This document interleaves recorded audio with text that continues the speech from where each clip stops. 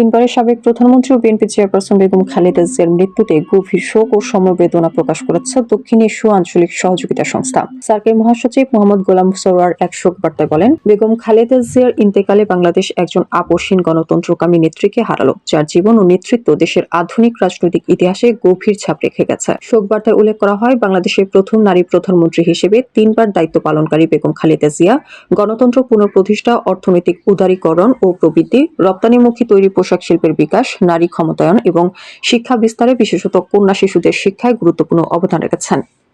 তার নেতৃত্বে বাংলাদেশ এমন এক উন্নয়ন পথে অগ্রসর হয় যাকে বিশ্বব্যাংক একসময় এশিয়ার পরবর্তী টাইগার অর্থনীতি হিসেবে আখ্যায়িত করেছিল। সার্ক মহাসচিব আরও বলেন, 1993 থেকে 95 এবং 2005 থেকে 7 মেয়াদে সার্কের চেয়ারপারসন হিসেবে দায়িত্ব পালনকালে বেগম খালেদা জিয়ার প্রজ্ঞা, দূরদর্শিতা ও আঞ্চলিক সহযোগিতা জোরদারের তার ভূমিকা সার্ক কৃতজ্ঞ চিত্রে স্মরণ করবে। একই সঙ্গে দক্ষিণ এশিয়ায় সার্ক প্রতিষ্ঠার ক্ষেত্রে শহীদ রাষ্ট্রপতি জিয়াউর রহমানের ঐতিহাসিক অবদানও শ্রদ্ধার সঙ্গে স্মরণ করা হয়।